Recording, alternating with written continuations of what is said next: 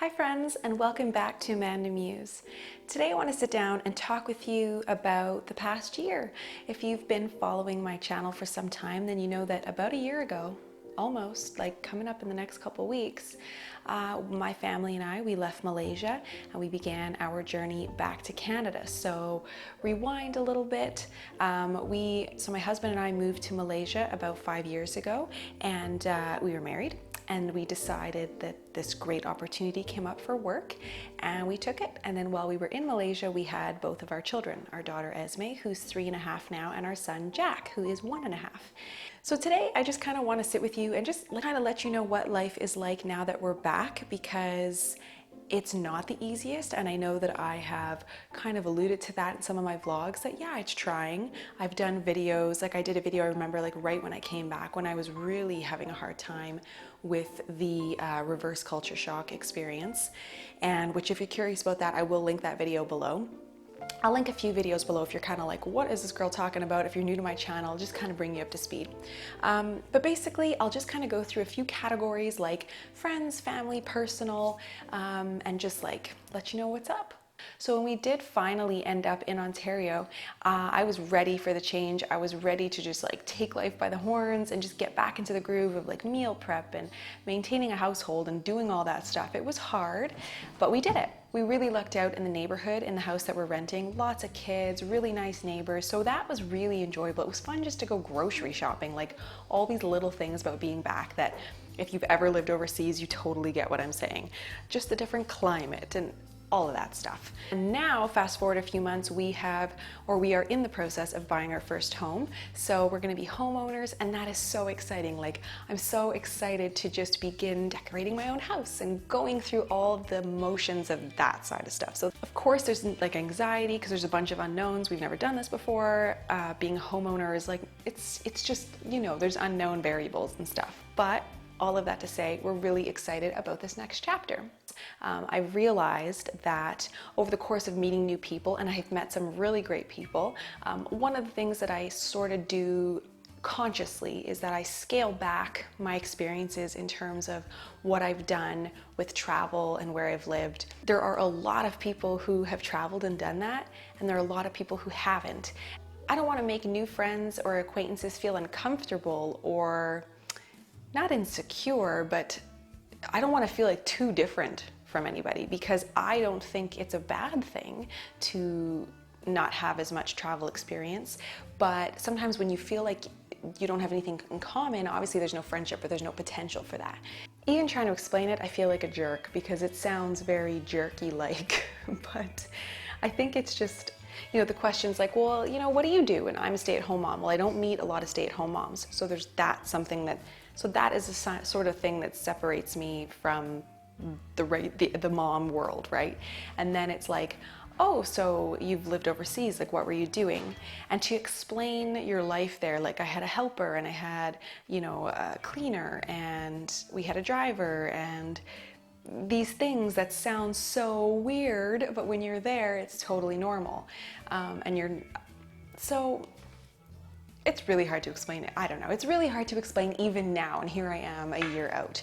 So I guess what I'm trying to say is, like, just in terms of being a normal social human being, you try to relate to people on a lot of levels, and I sort of gauge my audience. Like if this person that I'm meeting, I can tell has traveled a bit or they're open to those ideas, then I slowly broach the subject, but I try not to like, this is what I've been doing for 5 years, because it kind of freaks people out. It's totally new, it's different, and sometimes that scares people because I think it's human nature to sort of fear what we don't know.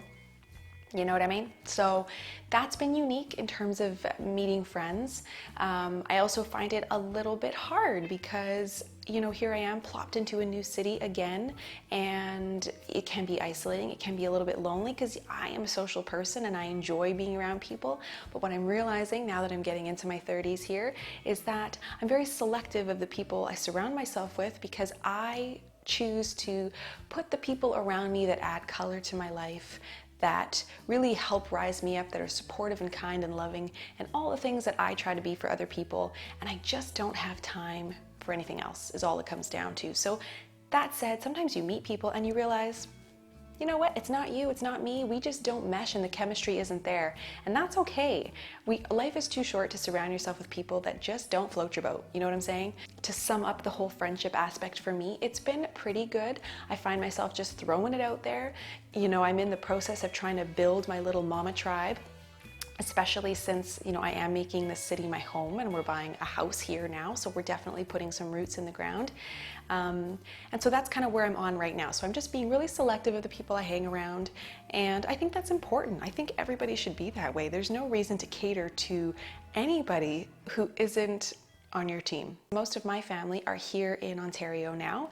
And in fact, all of them are. Yeah, actually everybody is, because I'm originally from Montreal, but everyone's kind of like migrated to Ontario. That is hit and miss, to be honest. I have some family members that I'm super tight with, and we have been super tight since I've been gone, and it's just, they're supportive of me, I'm supportive of them, and it works. Now, I also have some family members where that's not the case. I'm not going to put them on roast in public, in this public forum, but I will just say that there are some very strained relationships, and I don't blame the person or the people, because the fact is, there's a saying in French that goes loin des yeux, loin du cœur, which basically means out of sight, out of mind, but figured like actual translation is out of sight, out of the heart type of thing. And I really do believe that relationships are based on proximity. And the fact is, I've been gone in Malaysia for 5 years and no one in my family came to visit me, for whatever reason.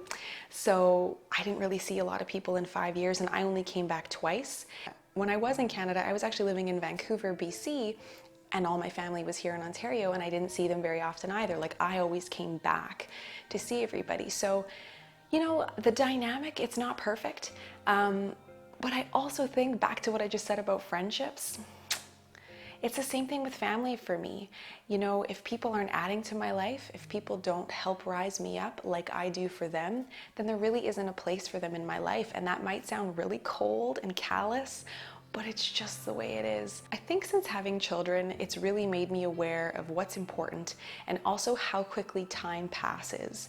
And it just passes too quick for me to spend energy on people that that's just negative. You know, I just don't have it in me, and I just don't think that that sets a good example for my children. And I want them to live a wonderful life, basically. And I don't want them seeing their mom stressed out or anxiety ridden because so-and-so's causing drama and blah, blah, blah. You know what I mean? So long story short, it hasn't been the easiest process coming back. I think that some people might feel like, well, she's been gone, who cares, blah, blah, blah. And I get that. And other people just go like, you know, you have those friends where a couple years could go by, but when you see each other, you reconnect, and it's like you hit pause the few years before and you just catch right back up to where you were. Those are the kind of people I want to be around. And that's just what it comes down to. All in all, we are on the up and up. It wouldn't be very authentic for me to just say, oh yeah, everything's peachy, because the fact is not all areas are totally in place yet.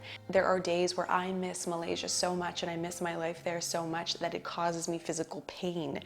But if you've ever left a place that meant a lot to you, then you know that there's really no going back. Once you leave a place, I mean, so many of my friends have left there. It's totally different. You can't go back. So I think that it's so bittersweet, because it's so important to live your life to a point where you really do cherish places and memories and points in time. And, you know, my babies were born there, and it's such a sweet time. And I honestly could burst into tears right now just even thinking about it. Because I know that in my heart, I just treasure it, and I put my time there in a beautiful little box with a little lock, and I kind of just keep it, you know, in the corner of my mind, in the corner of my heart. And I try not to open the lid too much, because I find it's still very raw. My emotions regarding how much I miss that place is still very real, and I don't really have the energy to deal with it. And in ways that shows is like, I have some friends that are still there, and I have such a hard time talking to them and connecting with them, because I feel like ache that I miss them, like a genuine ache in my soul that I miss these people. God, that sounds dramatic, but it's true. And I find the way that I'm coping is just like, oh, I'll just talk to them later, you know? So I don't feel very good about that, because I want to spend more time with them. But this isn't a therapy session. This was just kind of like where I'm at. And that said, I genuinely enjoy my life. Like, I love my life. I love the work that I do here on YouTube. I love that I get the time to do it. I love that I'm a stay-at-home mom. My kids are having so much fun. They're at this really fun, like, I feel like we're in this sweet spot where Jack is more independent and Esme is playing with him, but yet she's still not in full-time school, so we still have this flexibility. You know, my dad's coming by for dinners all the time. Like, it's just been a very nice experience being back. But I think what I want to say is to anyone that's maybe going through this or is thinking about going overseas, like, don't let this sway you. The experience is worth every moment, and I wouldn't change any of it, that is for sure. It's just that this is real life, and this is what coming home could be like for you. But I would love to hear from you. Like, I know a lot of you who watch my channel have lived overseas or have done this expat life. You know, did you ever feel settled in your new place? Did you feel like there was, like, maybe after 2 years you felt more normal, or is it something you always carry with you, this feeling of this wandering soul? I wonder if this wanderlust, like, once you catch it, is there any cure? Maybe that's the question. I think I'll leave it here because I have done enough chatting for one day. If you're new to my channel, please subscribe. I'd love to have you. I've been putting out some new videos here regularly, and definitely the weekly vlogs. And then you're also going to be able to catch some of my videos over on the Awestruck channel. So more details about that will either be below or in a future video. So that's pretty exciting. But yeah, that's the scoop, my friends. So until my next video, keep it real, and I'll see you in the next one. Couldn't resist this cute little shirt, flannel from Oshkosh, and just a nice little sweater. It's just a good product. Like, Roots Canada's got some good stuff. This is obviously an older item, but whatever.